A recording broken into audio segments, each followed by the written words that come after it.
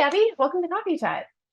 Hi, thank you for having me. I'm so excited you're here. Do you want to start off by giving us a little background on you, and then we'll get into talking about your project? Yeah. Okay, so I I am a graduate in neuroscience from UC Berkeley. I have moved 14 times. The longest I've lived anywhere was the same amount of time, 4 years in France and in Houston. Oh, wow. So whenever people ask me where I'm from, I have no answers. I've lived in LA for exactly 1 year, almost a year to the date. So Yeah. I guess for now I'm from LA. And I spent the past 9 months creating my own short film. I wrote it, I've been producing it, which has been a really interesting experience, and I acted in it. And we have our first screening on Saturday, this Saturday.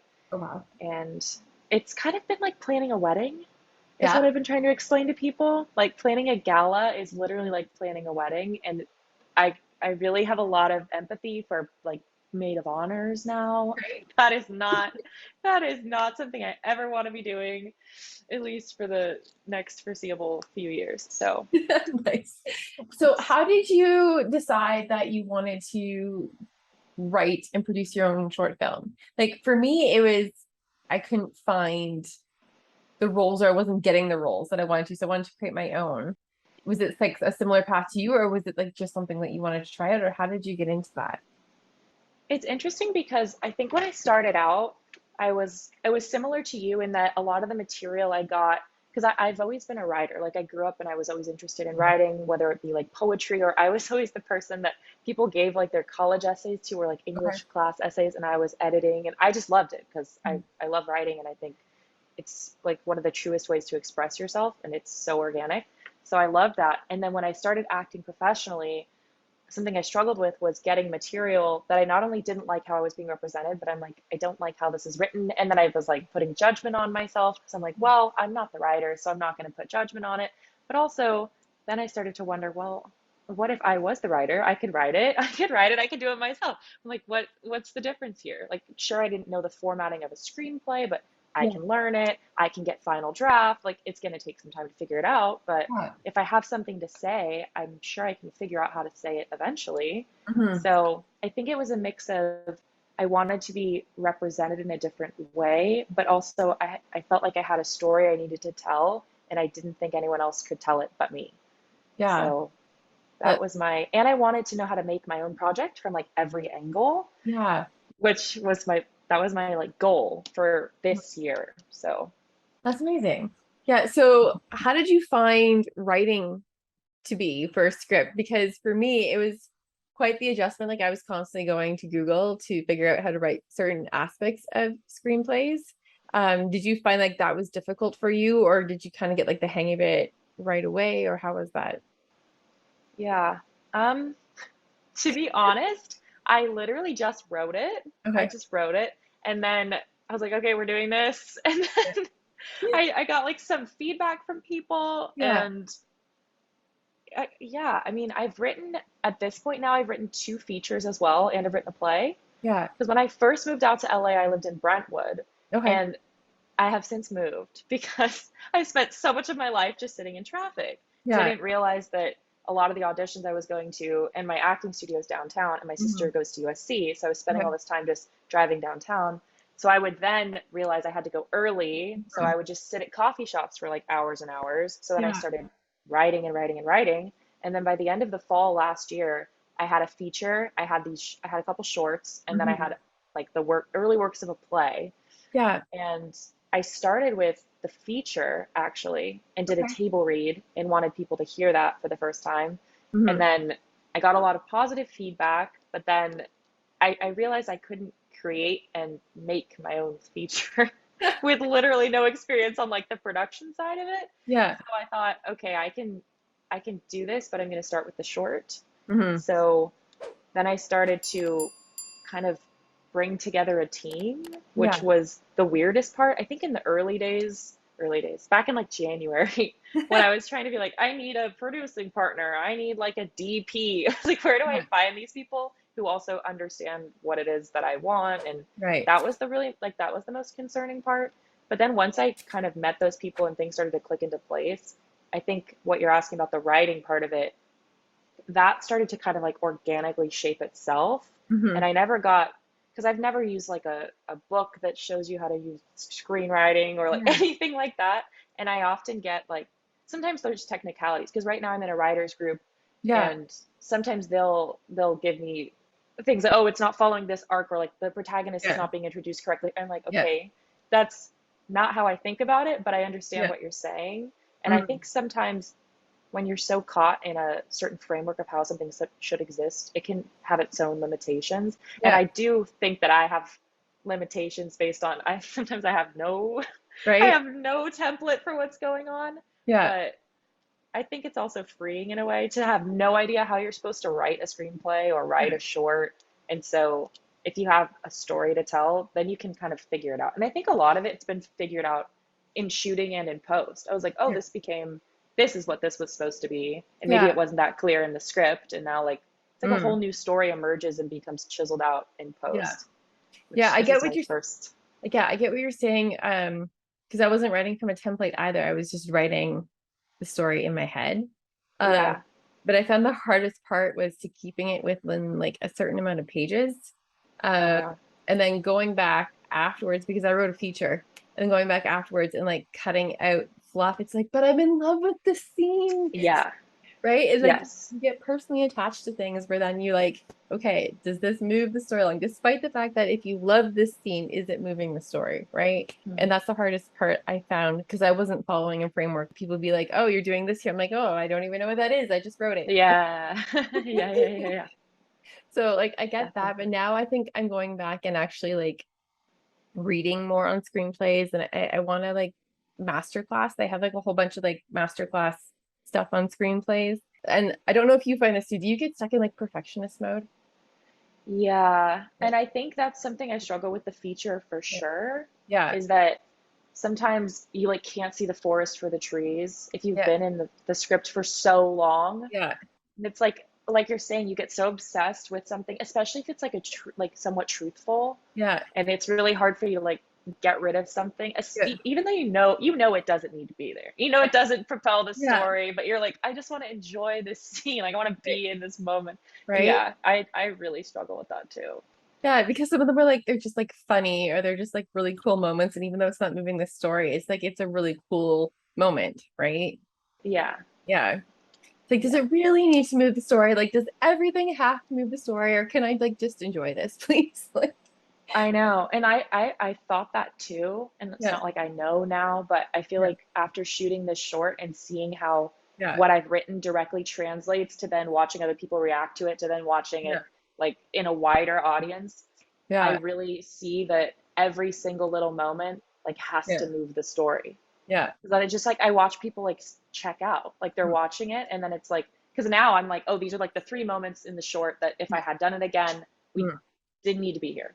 Didn't yeah, need to be here, and I'm kind of like just enjoying myself as a writer. Like they don't yeah, need to be here, and I just like see people kind of tune out. yeah, Really interesting, and I'm like, God forbid, in like a 110-page script, like how yeah. many times are they going to tune out? Like Yeah, this 18-minute short, like, that was the thing. Did you uh, get to a table read for the short?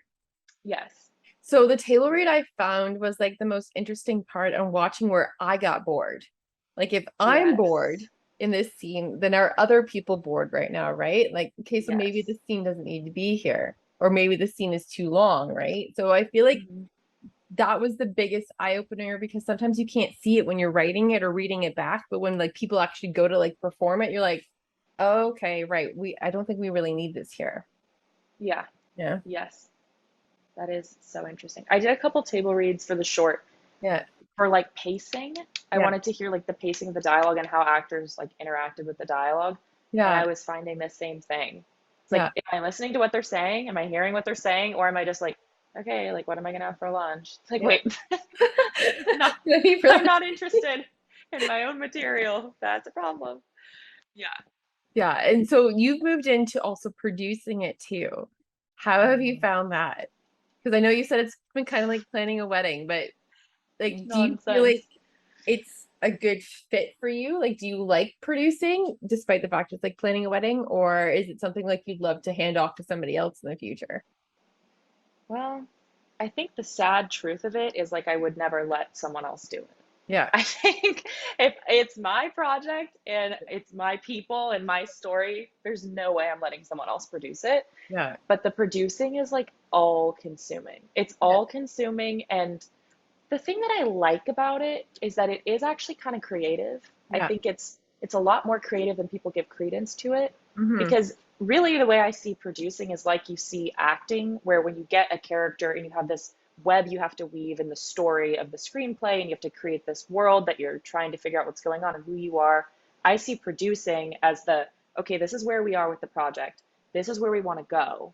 There's no lateral path, but I need to see, as a big picture thinker, how can I get there with the things I have now? And what's something I can be doing every day that helps me get in that correct pathway? And Right. no one's gonna tell you what that is. Oftentimes people think you're crazy, and you just have to you have to be so certain in what you're doing. It's like being a director, but like times 100, I think. It's like a Yeah. big picture director, and it's all just people and Yeah. relations with people. So Yeah. I think it's the most tiring side. Like I understand why the producers win the Oscar now. When I was younger, I was like, oh, the producers, who's the producer? They're just the money. Yeah. No, they're not. No, they're not. Yeah. They're the everything. Everyone Yeah. else just gets to show up. The producer has to create Yeah. everything. Every single circumstance that happens for the film, they're the ones who have to do it. Yeah. Yeah. And you said you brought on a team too. So did you find like the team that you pulled on was like a big help for knowledge of figuring out how to do things as well? Because I found that as well, like when like the team I brought on, like half the stuff I hadn't even thought about from a producer hat because I was so used to approaching it from an actor hat, that I was lucky to have a team where like, oh, well, we need to do this and we need to do this. And then from there, I was like, okay, well, now that I know that we need to do this, I can figure it out. But like, there's like so many different aspects of producing a feature that you don't necessarily think about until you get put into that position, right? Yes. Yeah. Yes. I think I've learned the most from, well, in the creative process, I learned so much from my director because she Yeah. was very collaborative, and so much from my DP because they both let me like in on the shot listing process because I Yeah. really wanted to understand how to do that myself. And Hmm. that was really eye-opening because that's a whole nother like, Oh, what do yeah. I see? How does it translate to someone else? How's it going to translate to the camera? Like, and Yeah. there's all these terms that I don't know that Yeah. was seems so elusive. And then I hired social media people. That's been a whole nother domain that Right. like sometimes it's really hard to just accept, and what they know is not what I know. And even Mm. though I don't think that that's how I should be perceived, like it's going to Yeah. be different because it's a whole different medium. Mm. And that's been really humbling in a way. Yeah. Because no one wants to do social media, but at the same time, it's like a necessary evil, and then you Yeah. enjoy the benefits of it. So you just kind of have to understand that it's necessary.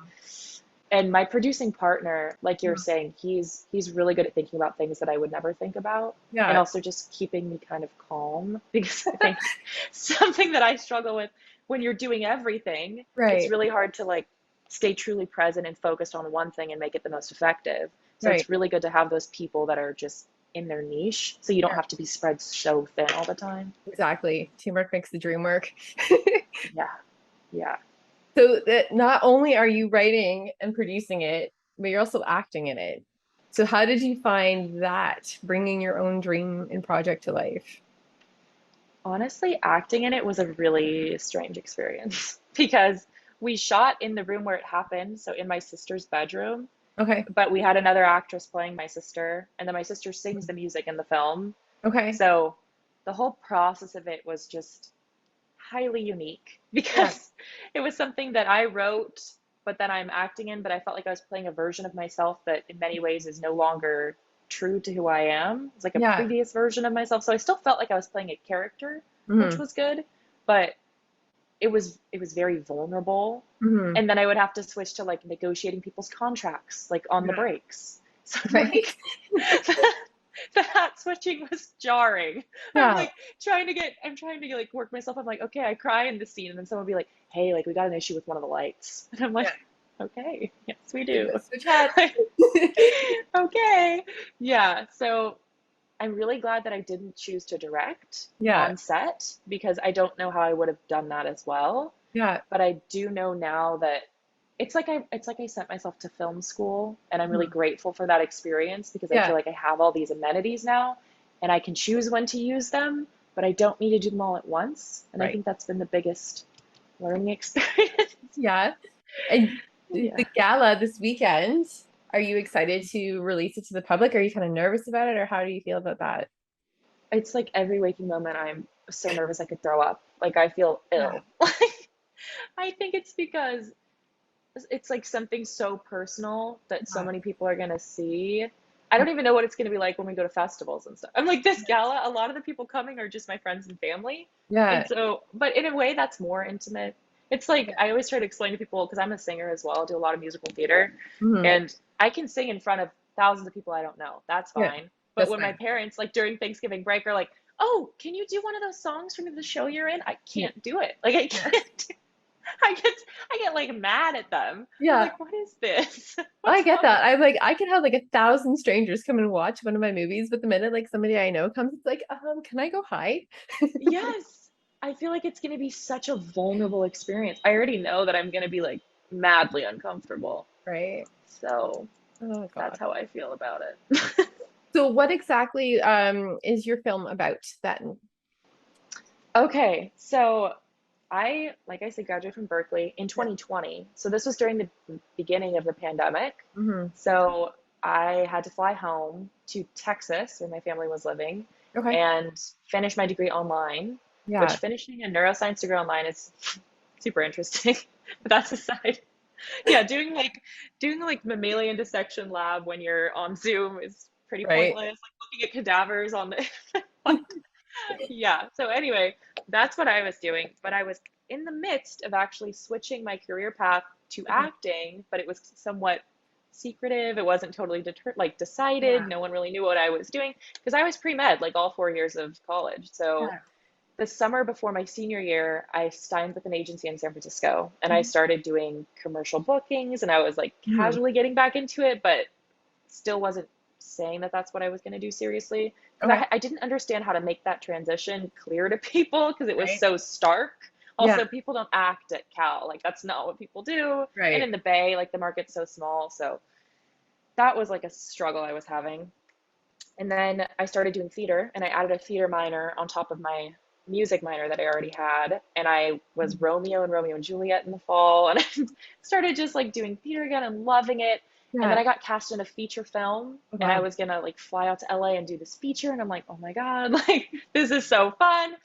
And then obviously the pandemic happened and everything Right. just grinded to a complete halt. And then I Yeah. had to fly home. And then my sister and I got COVID at the same Uh, time. And she was a senior in high school while I was a senior in college. And it was actually the week I was supposed to get tested to go on set. And I yeah. went in to get tested and I was positive. Oh I gosh. was like, oh my God. What are the odds? So I had to, yeah, what are the odds? So I Yeah. had to call them and then they recast my part because they were like Uh, locked in for their shooting dates. So then I had this master plan to like come home and I'm an actor, you guys. I'm moving to yeah. LA and no. And then I got put into quarantine with my sister because my grandparents were living with us. So they're like, you guys need to be upstairs, you need to be away. And Yeah. at that point, I hadn't spent like significant time with my sister in like years, like at Yeah. least a year and a half, because she's a lot younger than me. Yeah. And so we found ourselves in this weird, like, older sister, not sure what she's doing situation, younger sister, like at the end of her college admissions process. And she Mhm. was applying to all of her schools as a business major. Okay. And I didn't know any of this. And I was like, Yeah. oh, that's weird because she was like a 4 year all state choir member, Yeah. super musically talented, but kind of like me in that she's like, okay, well, that's what I did for my hobby. And now I got to go to school for something serious. Yeah. And then in quarantine, I was like, well, you know what? What if you just applied to conservatories instead? Yeah. Because we're in quarantine. I can help you rewrite the essays. Because she was having me edit them and I had nothing else Yeah. to do. So I was like, yeah, I'll read them.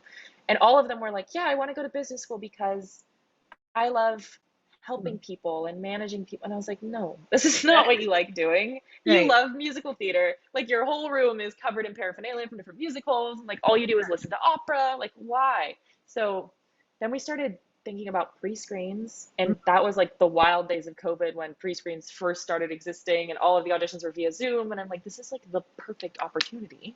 And Yeah. we're in here together and no one's going to know. And we can Yeah. just do it because I'm a pianist. And I was like, I'll just accompany you and Yeah. we'll just see what happens.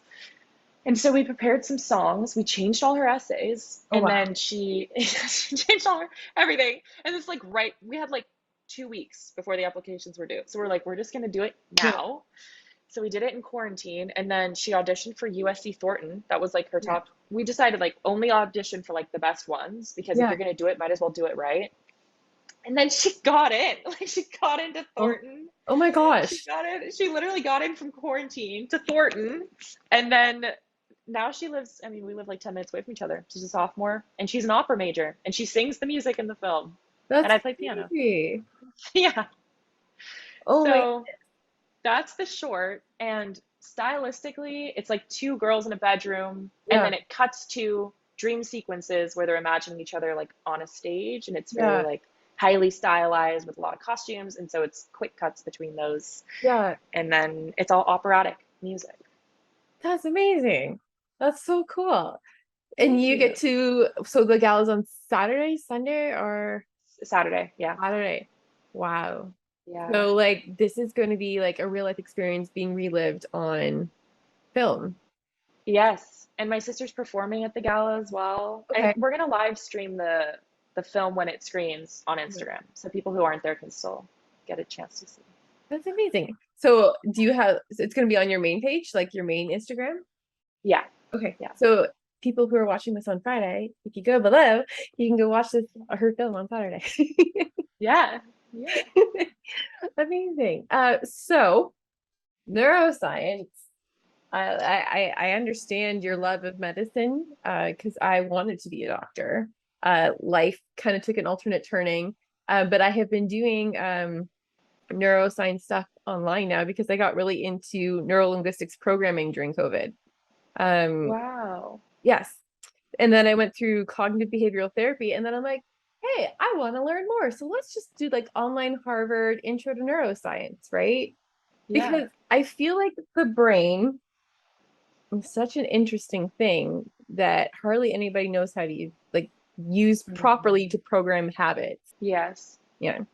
So I wanted to touch a little bit on that with you, what your view is on creating a new habit, because like there's so many like different processes that somebody could go down. And the one that's being pushed, I find online right now a lot, is like the 21-day habit, right?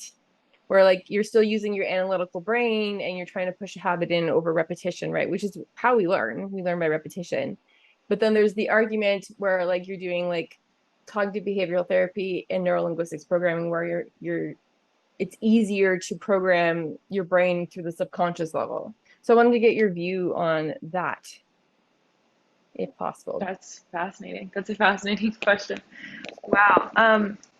So I worked in a metalingual development lab my Yeah. first 2 years at Cal and ended Yeah. up publishing a research paper actually. But Yeah. I was initially very drawn to neuroscience for a myriad of reasons. But I think the main one, the main one is that the brain, like we don't know Yeah. basically anything about the brain. And Yeah. I think it's such an emerging field of science, Yeah. one which during our lifetime will become so much more elucidated that it's so fascinating to understand a framework about it now. Yeah. Because the textbooks that I have or that I studied at Cal, they'll Mm. become defunct in like a Yeah. matter of 10 or 15 years as Yeah. we figure things out, which is crazy. Like, Yeah. think about that. Because we have things like, periodic science or like multivariable calculus, which have existed for, I mean, calculus is like thousands of years. I mean, Right. in chemistry, give it like 200 years. But Yeah. neuroscience, these things, I mean, we have parts of the textbooks that I studied that were online because they would get changed like month to month, Yeah. doing like research papers that would come out, which Yeah. is insane. It's It like is you can't even insane. keep Yeah. up with it because it's changing because we don't know,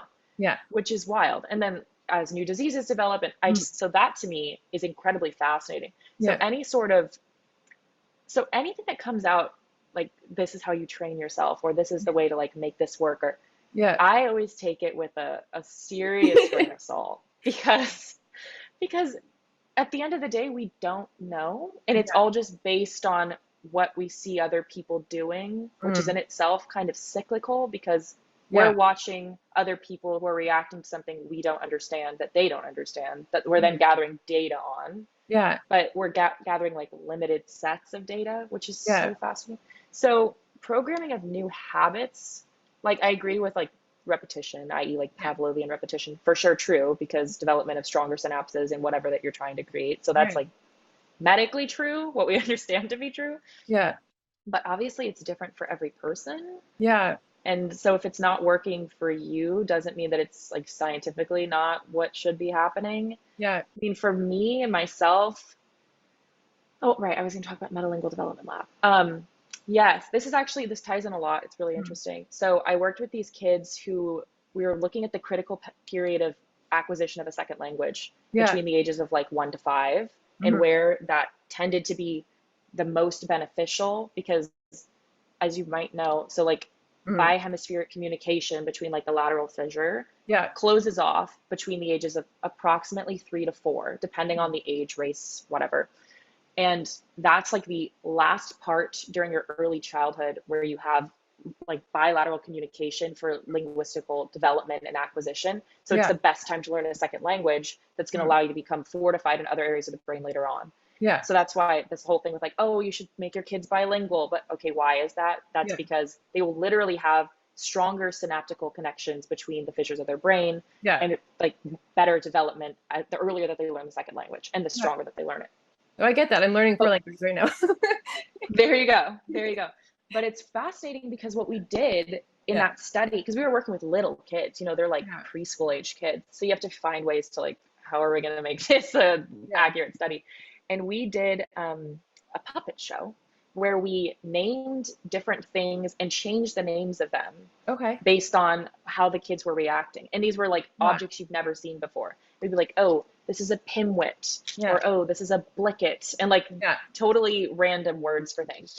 And then we would test through like different ways. We would test through Yeah. repetition, Hmm. like we would have the same kids come in over and over again and Yeah. then recall a repetition, or we would change the object slightly and see what they clung to recall. So example, Okay. we'd have like a blue pimwit, and then we'd have another one, and I would also call it a pimwit. And then Yeah. I'd ask, okay, what do you think makes this a pimwit? And the Yeah. kids would say, oh, because it's skinny, or oh, because you can write with it, or so Yes. were they like attributing to the function of it or the form of it, or and Yeah. what was causing the remembrance for that, which Hmm. was really interesting.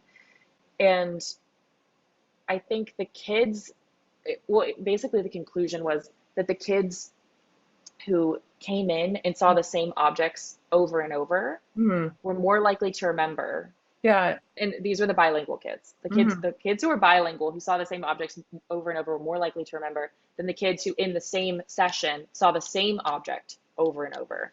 Okay. So it was about repetition over a period of time in Yeah. the same vein as acquisition of the language that associated with that object. That's really So interesting. it Yeah. was super interesting. So my point being that I think acquisition of a new hobby, trait, Yeah. mindset, whatever you're trying to do, Hmm. of course it's the repetition, it's over a period of time, but I Yeah. think it needs to be in tandem with something else that you're treating as not the goal of it, but you're Yeah. doing in tandem at the same time. Like Okay. for example, for me, whenever I'm like trying to lose weight or when I'm trying to eat healthily or when I'm trying to do something, like don't make it your focus, Hmm. because when you make it your focus, it's more difficult, I think, to enact in a way. Yeah, It's because we can't almost, willpower ourselves into doing something because our yes, brain takes over. Yeah. yes. So it's almost like trick yourself into doing it and just Yeah. making it like a default what you're doing anyway.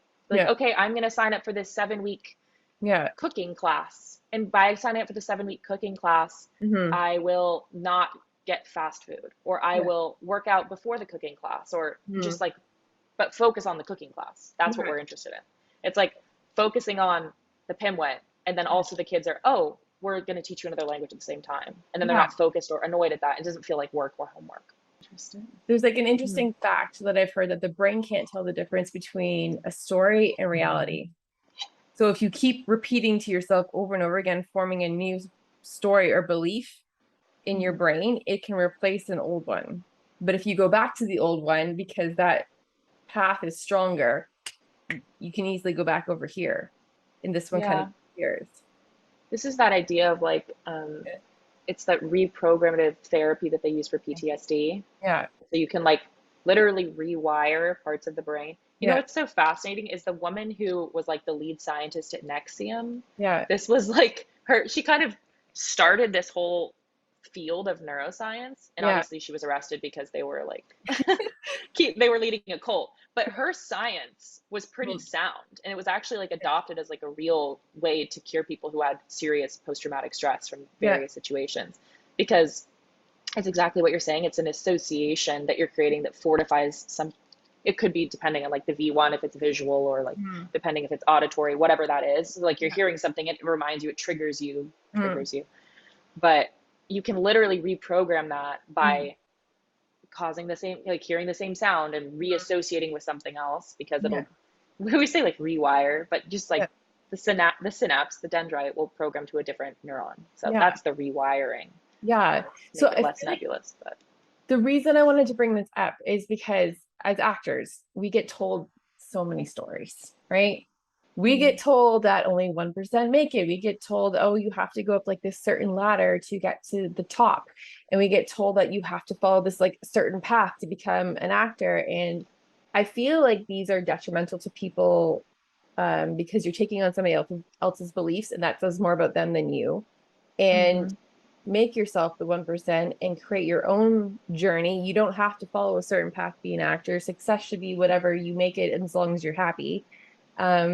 And there's not one way to get to a destination. So I feel like being able to program in these habits and belief systems are so beneficial to an actor when you're constantly being fed things from other people who are basically pushing their beliefs onto you of how you should be able to do something, when you can create your own story and path, um, and get there a different way. Like for some people, a successful acting career to them would just be like constantly working. They don't need to be at the top, right? But we get Mm-hmm. put into school like only 1% of you make it. Like, what does make it mean to you? And the make it is coming from the person who is telling us. It's not Yeah. necessarily our belief, they're putting their belief onto us. So I wanted to touch on it because Mm. reframing these stories I feel is so important in somebody's head. um and that comes through repetition, right? Like you can't just say, oh, I'm going to be an A-list actor one time and expect that. um but I feel like, as you were saying, the repetition and the association, if people were to do that over and over again over a period of time, it gets put into the brain, and then the brain, I feel like, starts looking for those opportunities to get to your goal. Mm-hmm.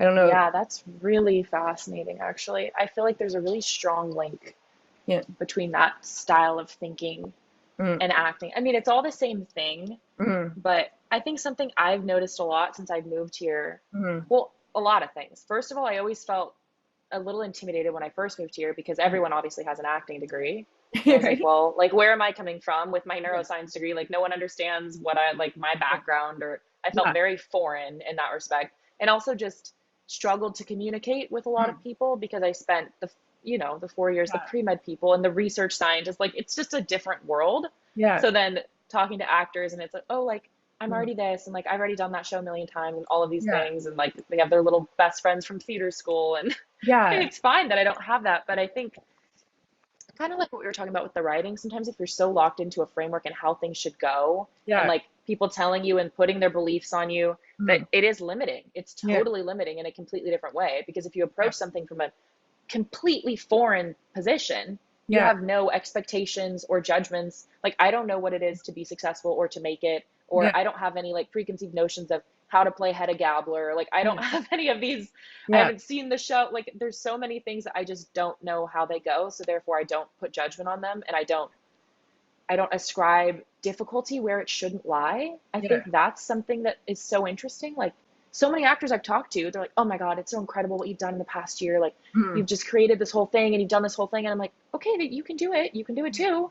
I'm yeah. like, honestly, like, everyone I talk to has more resources, more connections. Like, they've Yeah. been here for longer. I'm like, you have a way bigger background. Like, you have this whole network of people you went to theater school with. Like, I Yeah. don't have any of those things. Yeah. Like, But it's the belief system in your brain that's preventing people from doing it, right? They could have all the tools in the world. If absolutely. they're not using the like it properly, then they're not going to get there.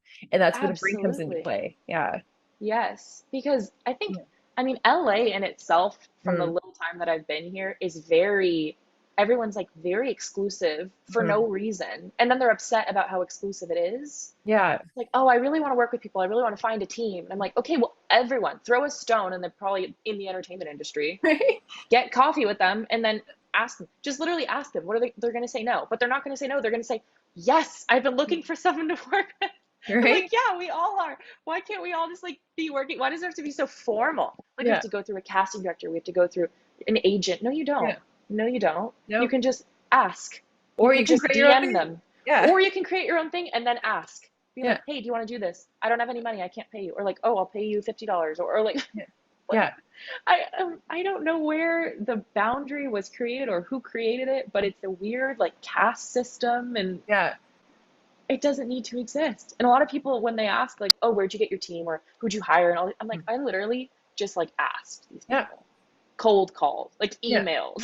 Yeah. It's Yeah. nothing special or amazing. Yeah. I got referrals Nothing. from people like, do you know somebody who does this? Yes. Yeah. Yes. That was it. I think people are just afraid to go out on a limb and get like shot down, Well, which that's our whole industry. well, So the biggest fear that people like when you start getting into like brain stuff, the biggest fear is judgment, right? yeah. And that's the one that holds everyone back. Where I feel like if you approach the judgment from, well, you judge too. Like everybody judges. It's a natural human response. Like you meet somebody, you literally start forming a judgment. Oh, this person looks like they could be like a crook, or this person looks like they could be a mom. Like you're forming judgments, positive or negative. A judgment is a judgment. And the minute you understand that you judge too, it kind of like downplays every other judgment from somebody. And if you know who you are to your core, then their judgment shouldn't affect you. hmm So just Yeah. focus on the dream and the goal. And if they don't like you, well, there's like 6 billion other people on the planet. So like It's don't so true. don't let like one person like stop you from doing something. So I feel like that's what I really want to touch on mindset with you, because it's the thing that's gonna either make or break your career. Honest to God. Your acting skills, you Yeah. could be like the best actor in the world. If you have a crappy mindset, you're not going anywhere. Yeah. Yeah. Yeah. It's mindset. Well, Yeah. mindset also plays into like Yeah. yeah, it's just mindset. You're totally right. But mindset is motivation, is Yeah. ability to communicate, is Habits, yeah, habits. Yeah. belief systems. It's Yeah. like I don't always want to do most of the time I don't want to do the stuff I'm doing. Do you think I want to cold call businesses and ask them to donate to my stuff? No. No. Nobody You think wants I to do want to that. nobody wants to do that. I don't want to be on the receiving end of that phone call. I Yeah. don't want to be making that phone call. I'm Yeah. anxiously pacing around being like, "Hi." No. But also then you have to think like, you know what? It's important. This is important. Yeah. Like what we're doing. Yeah. Bringing arts to the community, people want it, Yeah. but they don't want to like contribute to it. They just want to be on the receiving end of it. Yeah. But no, like in order Yeah. for this to happen, you have to like help. Like Yeah. people have to come together and help. Especially in indie Yeah. film, like there's no money in it. It's infinite time. There's Yeah. like no reward. And like whatever, it's still great. It's still wonderful, Yeah. but it's a constant game of convincing people and showing them that it's worth the time Yeah. and it's worth the battle. That's Yeah. My friend Taz made a really good point too when I spoke to him on another coffee chat, is that in lockdowns, where did people turn? Right? You were stuck in your house. What were you yeah, watching? Right? And then when all the reruns started to play, I'm pretty sure people were like, oh, I wish there was new content, right? Well, that's the arts. So the arts are extremely important. Yeah. yeah, Yeah. yeah. But we still treat them like they're a second-rate career that you're just playing around, and then we don't compensate people unless they're Yeah. in the very, very small niche. I feel like that's Uh, another belief system too that needs to get changed, where I feel like people like you and I are working on that, right? yeah. And it's like anyone can be an artist. Like Yeah. you can be a doctor and be an artist. You can be Yeah. a research Oh scientist and yeah. be an artist. Like it doesn't mean there's so certain like The people are guy from ascribing Mady certain over. traits. He is a Yeah, doctor. Yeah. he's a doctor. Yeah. He switched careers. Yeah. Yeah. So people ascribe certain traits onto actors that Yeah. don't necessarily exist. And I feel like they exist less and less the Yeah. more that we move into the society where you can do anything and Yeah. still, yeah, you can move around. Yeah. And I feel like the biggest thing that I would say to somebody is, just because somebody says something has to be a certain way doesn't mean it has to go that way. So indie film, just because you're doing any film doesn't mean it doesn't have to make money. There's multiple ways that you could monetize it, like putting it on YouTube, monetizing your channel, putting Google ads throughout it. There, now you're making money on that indie film. Yeah. Mm-hmm. So like, don't let somebody tell you, oh, because you're doing this, it has to go this way. Create your own vision of how things are supposed to go so that you're not sitting in that rocking chair going, God, I regret doing this. And instead you're going, gosh, I like, I'm so glad I did that. Right. Yeah. Yeah. Yeah. That's, Wow. come on, people, we got this. Uh, so where can people follow you, find you, check out your stuff? Where's the best places they can do that? Yeah, definitely on my Instagram, Okay. which is Abby K. Tozer, and then my website as well, which Hmm. is abbytozer.com. My parents were like, "How'd you get the domain?" And I was like, "Y'all, no one has this last name. Our Yeah. last name's so strange." Yeah. And then we also have an Instagram for the short film, Okay. which is positive short film, and it's on my page. That's also on there. Okay. So, and Right. I'll be posting about the film that people can watch on the Instagram starting Saturday. Saturday. Okay. What time? Yeah. It's going to be 7 p.m. Central. Okay. So it's going to be 5 p.m. here. Okay. Yeah. 7 p.m. Central Time. Okay. So if you're watching this on Friday, make sure to go check out Abby's film on Saturday on her Instagram. Is there anything you want to leave people with before I let you go? Ooh. I think my main takeaway is kind of what this theme of this whole talk has been is that don't let anyone tell you you can't do it just Mm. because you don't have enough money or you don't come from the right family or you didn't study it in school or it doesn't matter. None of it matters. And at the end of the day, like we're only here for a short period of time, so you might as well just like make the awkward phone call and make the film and have people not watch it. And like if you like it and you enjoy doing it, Yeah, that's what you should be doing. That's it. I love that. Doesn't matter. Thank you so much, Abby, for being here. I love that advice. Thank Mm. you. It was a joy. It's wonderful to talk to you. Amazing. Well, I will definitely be checking out your short film on Saturday via Instagram, and I hope everyone else does too. And Abby, I hope you have an amazing rest of your day. You too. Thank Bye. you. Bye.